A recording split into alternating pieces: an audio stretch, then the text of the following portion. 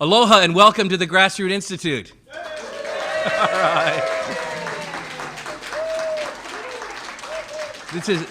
Today is February 14th, which is Valentine's Day, so happy Valentine's to everyone. I'm Keli'i Akina, president of the Grassroots Institute, and we're delighted to be here at the Pacific Club communicating with our dear friend Dan Mitchell, who's in Washington, D.C. today.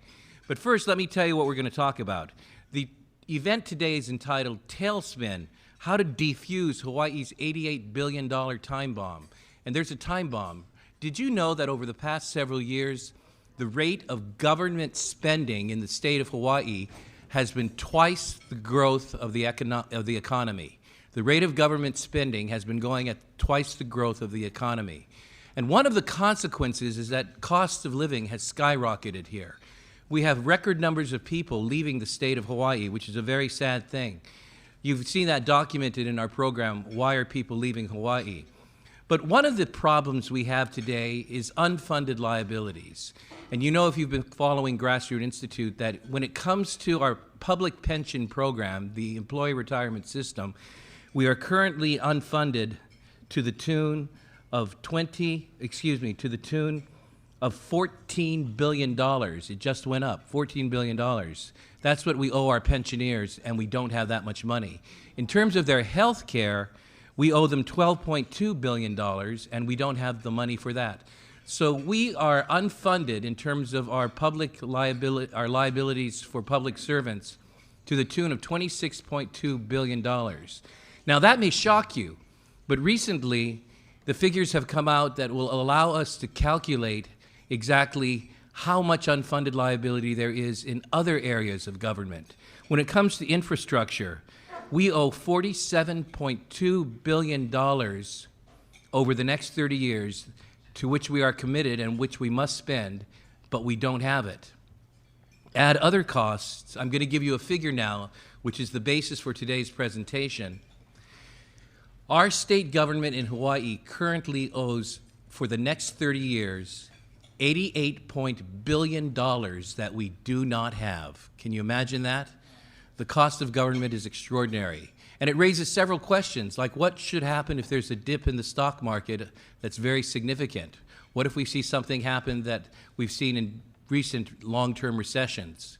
But more than that, what happens to the taxpayers who are shrinking in number here in the state of Hawaii who have to pay for all of this? That's why the Grassroots Institute seeks best practice solutions, and one of the scholars who has been studying this is Dan Mitchell. Dan Mitchell is the co-founder of the Center for Freedom and Prosperity in Washington, D.C., and we'll be bringing him on board in just a moment. He's one of the nation's leading experts on tax reform, international tax competition, and the economic burden of government spending. He's worked as an economist for U.S. Senator Bob Packwood and the U.S. Senate Finance Committee, and he was Director of Tax and Budget Policy as Citizens for a Sound Economy. Now, many of you may know Dan Mitchell because he's been published widely in newspapers and magazines and journals. He's a frequent television guest. He's given speeches throughout the United States in more than 50 countries. We recently featured him on Grassroots Institute's Think Tech Hawaii program. Mitchell has a PhD in economics from George Mason University, and he took classes from the late Nobel Prize-winning economist James Buckman. I want you to welcome with me here from Washington, D.C., to the beautiful state of Hawaii, Dan Mitchell. Dan, welcome aboard. Thanks for joining us today.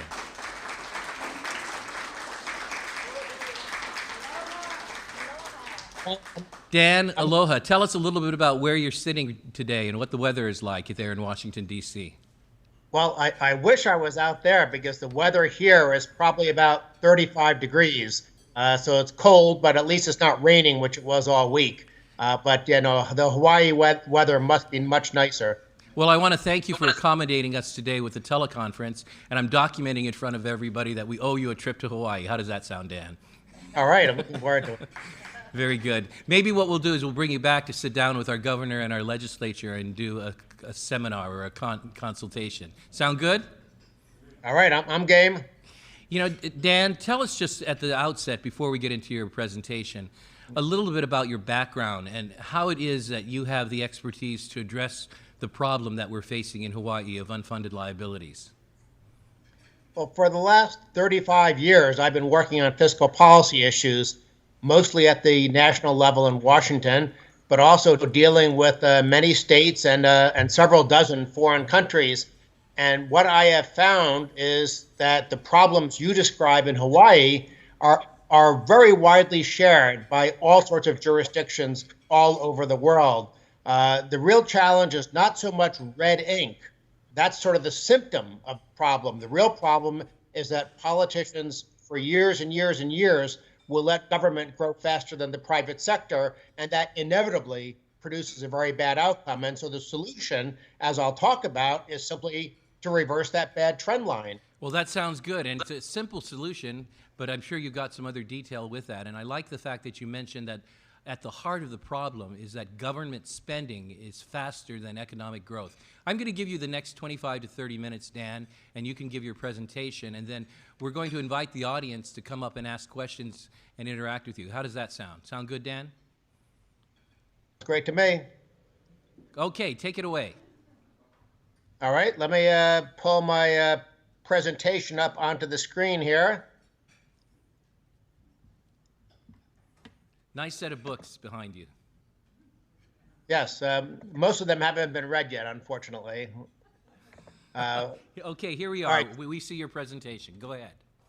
Okay, so let me get right into it, and I'll start by giving a little bit of an economics lesson. And this is a point here on this first slide that it shouldn't matter whether you even had a Marxist or a Keynesian economist in front of you. There are two factors of production, labor and capital. Now, the Marxists and the socialists think government should be allocating labor and capital, but the point I want to stress is that every school of thought, every economic theory agrees that the only way you get more economic growth is either with more labor, more capital, or by using your existing labor and capital more productively. Now, why does this matter? Because if you look at how long it takes to double your GDP, if you only have 1% growth, like say maybe France or Italy, that's the bottom bar, it takes you 70 years to double your GDP. But if you're like Hong Kong or Singapore historically, and you're getting 5, 6, 7% growth, you can double your GDP in as little as 10 years. And if you're like the United States historically, where we had 3.5, 4% growth, you can double your GDP in about 20 years. So economic growth matters. And here's a real world example. The orange line is US per capita GDP. The blue line is Mexican per capita GDP. All I did was I took the US economy in 1895 and I simply assumed or calculated what would have happened if the US grew 1 percentage point less each year. If that had happened, we would almost be as poor as Mexico today. So 1% economic growth doesn't sound like much. But if it's sustained over a long period of time, it has a huge impact on living standards. Now, what about looking forward? And what if we take a smaller increment? What if the economy simply grows 0.2% faster? Well, that might not make a big difference if you're only planning on sticking around for 1 year. But after 25 years, which isn't that long, you're talking about $53,000 of additional economic output per person. And by the 25th year, that's nearly $4,500 for every man, woman, and child in the country. So when I'm going to make the point about having a smaller burden of government spending, why do I want that? Because when you have a smaller government, you're leaving more labor and capital in the private sector, where it's more likely to generate the faster growth that'll make us all more prosperous in the long run. In other words, all I'm really doing is telling a story that it's better to be Hong Kong than it is to be Greece. But with that bit of background, let's now talk about the policy issue here. Now, I'm going to talk about fiscal policy, which is the last item on this list, but I want to make sure everyone understands that's just one of the levers that government can use. There's monetary policy, trade policy, regulatory policy, rule of law, all sorts of things matter. And when we're talking about fiscal policy, we're not even talking about taxes really, except indirectly in this presentation. We're simply talking about the spending side of the fiscal equation. Now, as I start talking about fiscal policy, I want to make a point that might seem controversial, which is to talk about government debt and deficits. What is it about red ink that's bad? Well, some people say, well, it crowds out private investment, pushes up interest rates. Well, I don't disagree with that. It's definitely not good for that reason. Other people say, well, if you have too much red ink, eventually you'll be like Greece, where people simply don't trust that you can pay back your bonds. And so that's the sustainability problem. And I don't disagree with that either. But I want to make the point that what really matters, what we really need to understand, is that red ink is the symptom, not the actual disease. The disease is that government is growing too fast. More specifically, if you want to put it in a formula, you have to look at what's the long run trend line, how fast is the burden of government growing relative to the private sector. And if government is growing too fast, in other words, the underlying disease is getting worse, guess what? You're either going to have higher debt, higher taxes, or some combination. Or if you're Argentina, you might even print money to finance your government. So in other words, if government is growing, there's going to be automatically some negative consequence, whether it's again, the taxes, the red ink, the unfunded liabilities, the monetary instability. You have to get control of government. At the core, all fiscal policies usually stem from government being too big. So then we have to ask ourselves the question, what do we do to achieve good policy? Can we elect good, honest, well-intentioned lawmakers? Well, I hope so. Can we have a constitutional system that just by definition handcuffs government so that the budget can't get involved in some areas of the economy? That's sort of what our founding fathers had in mind, but that hasn't really been a constraint on government ever since the New Deal. Well, what about balanced budget rules? Are those the right thing? Well, here's another area where I think I'm going to say something that some people might not agree with. I don't think balanced budget rules by themselves are terribly effective or useful. And the real world examples I'll give you are, look at California, Illinois, and New Jersey. They all have balanced budget requirements. Does that stop them from having lots of debt, high taxes, and big government? No. There are anti-deficit rules, the so-called Maastricht criteria in the European Union. Does that stop big government, high taxes, and lots of red ink in France, Spain, Italy, and Greece? No, they don't. And here's the fundamental problem why balanced budget rules by themselves are not sufficient for good policy. You have something in economics and public finance tied to the economy, the boom-bust cycle. And whether it's a big boom and a big bust or simply a little boom and a little bust, the reality is that revenues rise and fall with the business cycles. Now, when you have a balanced budget rule, what does this mean? It means that when there's a recession and revenues are flat or even going down, that's all of a sudden the balanced budget rule is telling the politicians that, they have to cut spending when they don't want to. Well, Dan, I'm going to step in for a second on that point. We couldn't agree with you more about the ineffectiveness of balanced budget rules. But here in Hawaii, we have something called a spending cap. The problem with the spending cap, as illustrated in our State of the Union address by our governor quite recently, is that at any given time, the legislature can vote to override the spending cap. And that's the case currently now with the proposed budget changes from our governor. Could you comment a little bit more about the relationship between budget balancing and spending caps? Go ahead. Well, and by the way, Dan, when you do that, could you go back to your screen or to your face? We'd like to see you. Okay. Well, actually, I'm getting to. I have slides specifically on this issue, but I wanted to make sure I gave people a good grounding on the topic here. And so let me just point out this what I call the ratchet effect, and I'll skip ahead to this slide here, looking at the federal government's annual revenue change. Now think about it from the perspective of a politician. When the economy is growing, you can increase spending sometimes by more than 10% a year. But when the economy is in a recession, you might have to cut government spending, and that is simply not politically sustainable. It's what economists call pro-cyclical. And here's a chart that Joe sent me about Hawaii's fiscal policy. The revenues are the blue line. You can see that when we had the recession last decade, or I guess the end of the previous decade and the aughts, you see revenue went down. Well, politicians don't like to cut spending when there's a recession, but that's what balanced budget rules do. Well, this is why spending caps are the right solution. And I'll say something right at the start. I believe in smaller government. I want a spending cap that slowly reduces the burden of government spending relative to GDP. But you could have a spending cap that simply keeps government at the same size.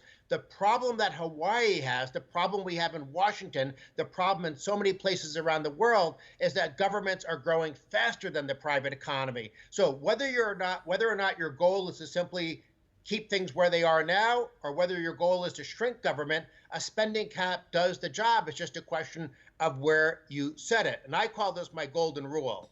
The private sector should grow faster than the government. That's when you have a spending cap where government grows slower than the private economy. And here are just some examples of countries that have had success with it. But I want to talk about the jurisdictions that have it and then talk about specifically Hawaii. And they have one in Hong Kong. Obviously, Hong Kong's been very economically successful. Let's knock on wood that Beijing doesn't ruin everything there. Switzerland, I think, has the best example of a spending cap. And there's also, we've had spending caps on a portion of the budget in Washington, but the problem is the politicians just waive them, that they override them, which is the same problem that you have in Hawaii. The best example in the United States is the Taxpayer Bill of Rights in Colorado. That's what Hawaii should be copying. That was imposed by the voters back in 1992, and it lets government only grow at the rate of population plus inflation. Now, let's get to Hawaii, which I know you were anxious for me to get to. The good news, sort of, is that there is a spending cap in the state constitution. The bad news is it allows government to grow at the rate of personal income rather than the rate of population plus inflation, which is normally a smaller amount. But what's even worse, if you look further into Section 7.9 of the Constitution, you'll see the escape clause. And the escape clause is 2/3 of a vote of the members of the legislature. They can routinely, and they do routinely, waive the spending cap requirement. And that escape clause, especially in a state where one party dominates the government, basically means that your spending cap isn't very effective at all. And what makes it different than Colorado is in Colorado, Colorado's become somewhat of a blue state, but the only way under the Tabor rules that you can bust the spending cap is the politicians have to go to the voters and ask for permission. And the voters, in almost all cases, say no. So I guess what the underlying message that I'm giving you is that you want a spending cap like Colorado. Now, you can set it so government grows at population plus inflation. You can set it so it grows at personal income, which I think is too much. But the main thing is the only escape clause should be a vote of the people. That's what works very successfully. Dan, I just want to interject here and ask our audience a question. And we'll try to put your face back on so that we can see your reaction. I want to ask you in the audience here, how many of us knew that our state legislature can override the spending cap? Okay, you've got a smart audience. And it only takes 2/3 of the state legislature. And of course, we know that the state legislature is dominated by one party. But Dan, I'm going to let you continue. Go ahead. Okay, now, am I on the screen or is my presentation on the screen? Your beautiful face is there, Dan. Okay, well, there's definitely conflicting judgments on that issue. Happy Valentine's Day to you. Okay. Back to the screen. Because what I want to do is this simply explains there are different types of rules for how fast spending can grow. But I'm just going to flash through on the screen a whole bunch of citations from different studies, because these studies are all done by left-leaning international bureaucracies like the International Monetary Fund and the Organization for Economic Cooperation and Development and the European Central Bank. And now, I'm not going to read these because it'll be too boring, but basically the IMF and the OECD, they both have these big, giant economics departments filled with people that are concerned about long-run fiscal sustainability. Now, they like much bigger government than I like, but what's interesting is that when the IMF and the OECD examined different fiscal rules around the world, they basically concluded that the only thing that works is what they call an expenditure rule. Now, an expenditure rule is simply a spending cap. That's just the sort of wonky public finance definition of it. So I'm showing you these different citations that, again, they're too boring to read, but if anybody wants them, I'm sure I can share the presentation. But these IMF studies, these OECD studies, they all say the same thing because they understand, because of this ratchet effect with revenues being very cyclical with the economy, that a balanced budget rule just doesn't work over time to constrain government. It winds up instead creating a ratchet effect where government gets bigger. Every time there's a recession, they wind up resetting the baseline with higher taxes to fund bigger government. Whereas expenditure rules, here's the simple thing to understand. Let's say you have a 2% spending cap. If your economy's in a recession and your revenues are dropping 5%, you can still increase government spending 2%. So politicians like that. But when the economy is growing and revenues are expanding maybe 8%, you could still only increase spending by 2%. And the real key to spending caps is not so much what happens in a recession, it's making sure politicians can't spend the windfall whenever there's a growing economy. That's where governments get in trouble. The reason Greece got in trouble is they were increasing government too fast when the economy was growing, and then when they had the financial crisis, Great Recession, that's when all of a sudden their fiscal situation turned upside down. So again, I'm not expecting anybody to read all these boring studies. Oh, I was going backwards there. Sorry about that. I need to pay attention to what I'm clicking on. By the way, one of the IMF studies is a new one that I literally just got in my email just 3 days ago. Now, I'll make one final comment here, maybe two final comments. We all know that Keynesian economists say that, oh, if there's a recession, that government should spend money. They think that stimulates the economy. I don't agree with them, but the great thing about a spending cap, as I just pointed out, is you can actually still increase government spending during a downturn at the rate of the spending cap. But again, and here's where the Keynesians should agree with us, or at least John Maynard Keynes in his writings agreed with us, don't let them spend lots of money when the economy is growing. In effect, you want the economic growth to create a windfall that results in stabilizing government finances, not encouraging more government spending. Now, I'll shut up with some warning things. First of all, we know from real world experience that governments like having these escape clauses. And we know that governments also have ways of getting around spending caps. They can vote for future spending, like promises to state government workers for big, lavish retirement benefits. And if those don't actually increase the budget in the current year, they can get away with that. So having a spending cap, I'm not going to try to tell anyone it solves every problem. It's like putting locks on your doors and bars on your window in a crime-ridden neighborhood. It doesn't mean you'll never get a burglar. It simply makes it harder for them to do the wrong thing. There's also the public choice problem. And this is, I think, very fundamental. Certainly in Washington, it's the challenge I have. How do you get politicians who benefit from the current system to vote to tie their own hands? Now, we got around that in Switzerland and Colorado because the voters imposed it by a referendum.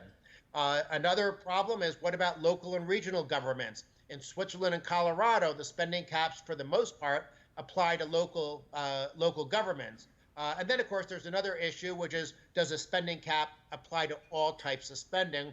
A lot of politicians in some jurisdictions want to always have exemptions from the spending cap. So here's the bottom line. We have to first identify the correct problem, which is government growing too fast.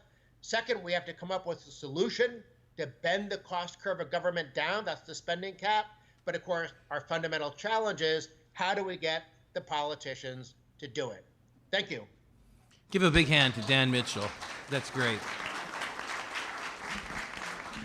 Well, I found that a very informative presentation and very well put together, especially some of the key points that Dan brought across, and I hope you enjoyed that as well. We'd love to hear your questions. Dan is available now to interact directly with you if you just come to the microphone over here. And first we have Professor Ken Sculland, Professor of Economics at Hawaii Pacific University. Ken, come and step up to the microphone a little bit here. and go ahead and ask your question. By the way, do you and Dan know each other already? Yeah, we're brothers of a different mother, actually. All right. Well, that's great to hear. Good to see you, Dan. Yeah, he's Dan, how are you? one who participates with Lee's summer conferences in China every year at Northeastern University in Shenyang. I've heard that most states have fiscal notes so that when they pass legislation, they have economists evaluate what's going to be the cost of that. And it's my understanding that Hawaii is one of the few states that doesn't have fiscal notes every time they pass legislation. I one time asked Brian Schatz, he was lieutenant governor at the time, shouldn't we have that? And he says, oh no, it would be too expensive to hire 8 or 9 economists to evaluate the cost of these things. What's the effect of fiscal notes as a requirement for legislation? Dan, let me throw in with that also that the Grassroots Institute not only promotes the idea of fiscal notes, we're encouraging our legislature to come up with a concept of economic impact whenever a bill that costs money is proposed. Dan, what are your thoughts? We have the equivalent of this in Washington with the Joint Committee on Taxation for Revenue Estimates and the Congressional Budget Office for spending estimates. It's a good idea, especially if you have truly dispassionate and neutral budget geeks doing the number crunching. We have had a problem in Washington, and you should be wary of this, that if you have a left-of-center government setting up some sort of economic body to do this kind of work, what happens if they hire a bunch of left-of-center economists? You get garbage in, garbage out. So it's a good idea, but it's absolutely critical to understand that personnel is policy. I would not want to stack that kind of commission or body with supply-siders, but I don't want it being stacked with a bunch of Bernie Sanders acolytes or something like that. Very good. Thank you for that question. And by the way, Dan, you point something out very importantly. Even if we have the correct structure and require fiscal notes on all bills that will cost the taxpayer money, it all depends upon who's putting that information together, and that's why there has to be an independent voice. Lauren, who works in the dark recesses of one of the largest banks here, you've got the microphone. Aloha. Thanks for doing this talk for us. I find the public choice problem to be the most vexing. Can you speak a little bit more about the success that Colorado and I think it was Switzerland you mentioned, how they got it by voter referendum? Yes, Switzerland, it was by a vote of 84.7% in a referendum in 2001. They imposed what they call a debt break, but it's really a spending cap, and it sort of works the same as Colorado's. I confess I don't know what the margin was in Colorado when they imposed theirs in 1992, but ever since Colorado imposed their spending cap, it has been the fastest growing state in the nation in terms of per capita personal income. And again, what makes them successful is they got around the public choice problem. And by the way, for people in the audience who don't know what public choice is, that's just a school of thought in academic economics where you analyze the incentive structure for politicians and bureaucrats and just different people in government. And the basic insight of public choice is that politicians, surprise, surprise, look out for their own self-interest, just like bureaucracies look out for their own self-interest. So it's a common sense thing, but it was actually not very common until Professor Jim Buchanan got his Nobel Prize for writing about it. So anyhow, the way you get around the public choice problem, at least in the two places that I think have the best spending caps, Switzerland and Colorado, they got around it with a vote of the people. How you do it in a place like Washington, D.C., where there's not a referendum, I don't know. How would you do it? Let's say in a state like California, they have referendums, but California's become so left-wing, they would probably vote for the opposite of a spending cap. They would vote for automatic tax increases or something like that. So the public choice problem is real. If I had the answer to it, I would already be doing it in Washington. Unfortunately, I don't have the answer. Well, as anyone else comes up to the microphone, I'll only add this comment, Dan, that's precisely our problem. There's no lack of knowledge here in our state of the best solutions because you yourself have provided some of that information. Our legislators are regularly provided with best practices. But the political will needs to be there for the people, and that's the real challenge we face. Let me give the microphone over to Sean Mitsui. Hi, Dan. It's Sean here. My question is, in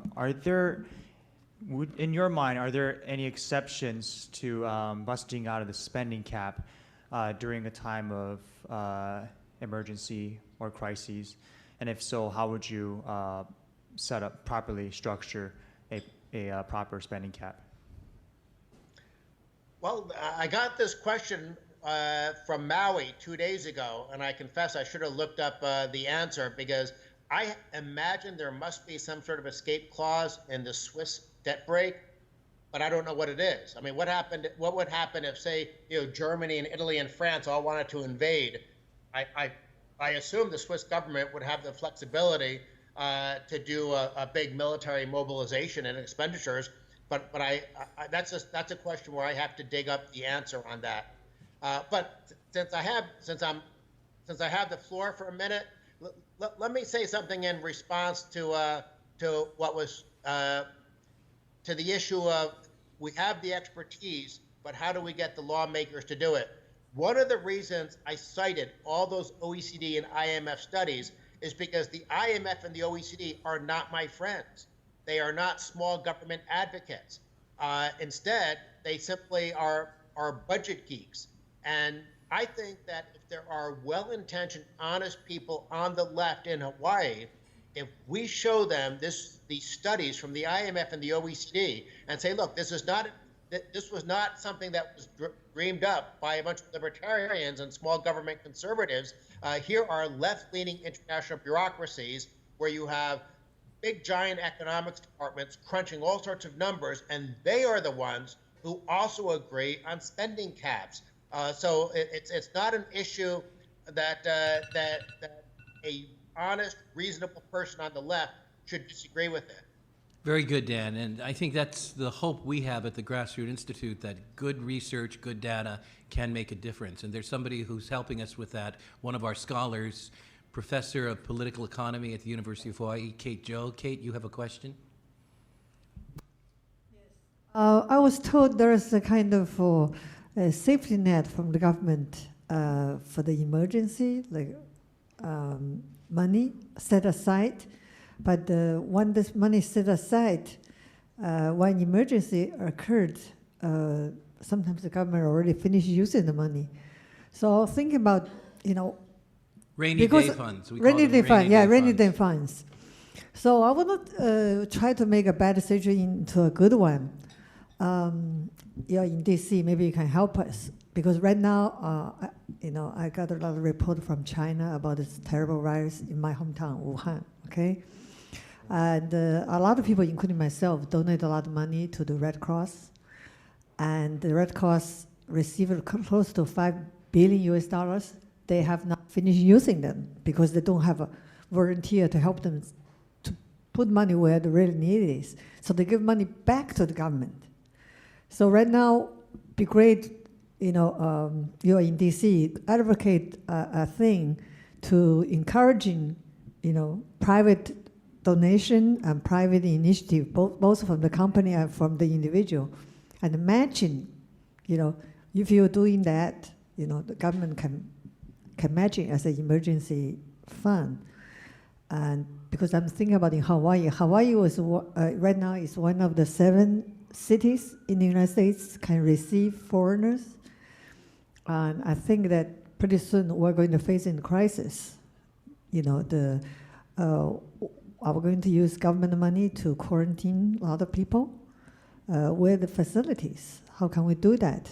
So I think that maybe we can use Hawaii as a very good example to use both non-profit organization, charity organization, churches to be participating actively in this effect. And using Hawaii model, maybe you can introduce to China, and maybe at this time, maybe they may listen because people are really mad. The angry people no longer afraid of the government anymore.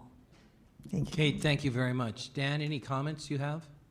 Well, I'm certainly not a public health expert, so I can't comment or speculate in any informed way on potential issues in terms of the coronavirus and things like that.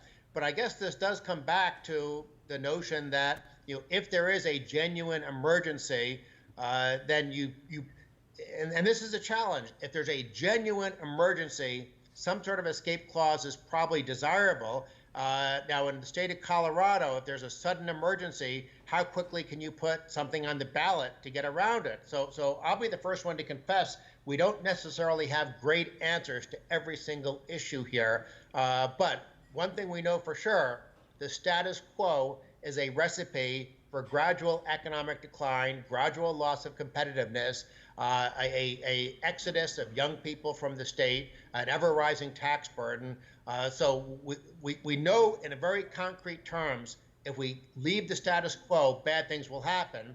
We can speculate that maybe a spending cap, might not deal with an emergency perfectly, but that's all theory. The real problem is right in front of us, and that's the fiscal crisis. Very good. We have Mark Coleman, Director of Communications for us at Grassroots Institute. Mark? Hey, Dan. Spoke on the phone, I think, or at least emailed each other. That was nice to meet you. A point of clarification about Hawaii. We do have that public choice theory because to have a change in our Constitution, which is where this would have to occur, it has to be an amendment submitted. It has to be submitted by a legislator. We have no initiative or referendum in this state. So there you would have that public choice problem, convincing someone and the legislature to actually pass that bill. But the other thing that occurred to me was while you were talking about these left of center, big government international organizations agreeing with the concept of a useful spending cap, why would they agree? I mean, they might conclude that that works best, but why would they think that's a good idea if they're left of center? If you get what I'm trying to ask. Yeah. Even the IMF and the OECD, they obviously don't want countries to become like Greece, because then they're responsible for trying to put together bailouts and things like that. I think what the IMF and OECD, the difference between what they advocate and what I advocate is they would probably want a spending cap of 5% growth, maybe something equivalent to the growth of personal income in a state. So they actually probably would like the spending cap in Hawaii's constitution. They would just want it to be enforceable. Whereas I would want a spending cap more like Colorado, where it's limiting to population plus inflation or even lower. It's sort of the difference between Singapore and Sweden. Singapore and Sweden are both fiscally responsible jurisdictions. They both have balanced budgets for the most part. They both have fiscal stability for the most part. The difference is that in Singapore, government only consumes 18% of GDP, and in Switzerland, it consumes 50% of GDP. So they make a decision in Sweden, they make a decision in Sweden to have very big government, but they actually pay for it and they have it properly designed. They make a decision to have small government in Singapore and they keep it stable there as well. I prefer the Singapore model. The IMF and OECD might prefer the Swedish model, but both are stable, fiscally well-designed systems where government over the long run doesn't grow faster than the private sector. So if you went to the lawmakers in the state legislature, they would probably want to have something equivalent to the spending cap that currently exists, because that allows them to spend more money. But the key thing is they have to put in the enforcement mechanism. And that's the big, giant, gaping hole in the current system in Hawaii. Which would be putting it to the vote of the voters. That's how they solve the problem in Colorado. Okay, thanks a lot. Thank you, Dan. We have another question over here. Go ahead and come to the microphone. Delighted you're joining us today. Thank you. Lynn, Hello, Lynn who's in Kinney. financial services. Yes. Go ahead. My question you may not or probably won't be able to answer, but my concern is, so you talk about public choice, and if we don't teach at the school level people to think about their governments in this sense, which I think that we have issues, and I apologize for any teachers here that are part of state of Hawaii government unions, but how do we get these changes accomplished, right? So for us, the government employees, and especially at the school level, are teaching our children to think a certain way, and it's very hard to change that once it's embedded in you. Good question. Dan? It's a good question, and one that probably involves a lot more brain power that I can bring to the table here. I do worry. I share the concern that we do have not the teachers on the front line, but the teacher union bureaucracy and public school district bureaucracy. They tend to be very left-leaning, and so we get a bit of a biased curriculum in some areas. There's a total absence almost of teaching economics, although if they taught economics, they'd probably teach bad Keynesian economics. I suppose I could just pull into my bag of tricks and say the solution is school choice, and I certainly agree that's a very good approach to improving education. But you know, if we wind up raising generations of children who, as adults, think that government is basically free, then we have much bigger problems than whether or not there's a spending cap. Very good. And now we move into our show called Ask an Economist. If you woke up this morning and you looked in the mirror and you had an economics question, we have an economist here, and I think we have an economist who wants to ask an economist a question. Ken, go ahead. Anything for an economist? I can't tell you how thrilled I am to have you here, Dan, because I use so much of his stuff from his website and from his lectures and so on in my classes all the time. A lot of your slides and everything I refer to my students too. So please look up his website. What is your website, by the way? Well, it's called International Liberty, but the simple thing, I could give you the whole URL, danieljmitchell.wordpress.com, but just go to any search engine and type in Dan Mitchell blog. It's the first thing that comes up, and you can get it by email every single day for free, of course. And I write about not just fiscal issues, but lots of different issues. And I've written probably 30 columns over the years on spending caps, all sorts of details about what's happening in different countries and different states. Great. And it pops up on Facebook all the time, too. By the way, you mentioned these 5 areas of evaluation of an economy for economic performance, and one of those was regulatory control. And we have, as the biggest issue here, a huge cost is of the Jones Act. And I'm wondering if you have any comment about the Jones Act, its impact on cabotage rules that raise the cost of living as the hidden tax. And maybe you've got a comment about all the hidden taxes that are part of your analysis as well. Well, the Jones Act, I assume a lot of people in California and Hawaii would be familiar with it. If you're getting something shipped to you from California, it has to be on an American ship with an American crew, assuming that it's not stopping at a foreign port. And that basically means that the cost of shipping is going to be far higher than if you just had it in a competitive marketplace. And that's why, whether you're talking about Puerto Rico, which is a U.S. jurisdiction, or whether you're talking about Hawaii, places that are away from the mainland have a much higher cost of living because of the Jones Act. I mean, literally, you have a situation where sometimes it's cheaper to ship something to another country, use that as a way stop, and then have it go to Hawaii or Puerto Rico and still be cheaper than the unionized shipping industry in the United States. Well, with that, let's give a hand to Dan.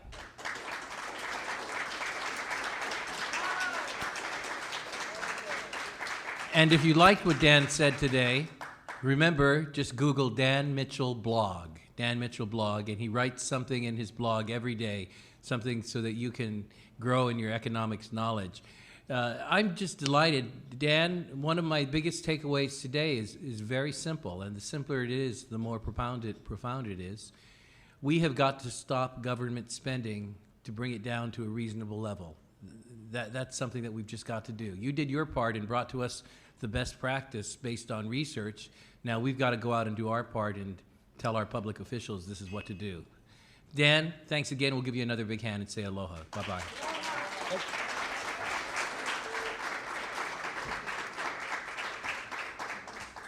Well, everyone, thank you so much for being here at the Grassroots Institute of Hawaii. We're just delighted. And before you leave, if you're here for the first time, please leave us your comments and fill out one of these comment forms, and you can sign up for our newsletters and other information. Stick around. We're a little ahead of schedule, so enjoy a little more to eat and some friendship and fellowship.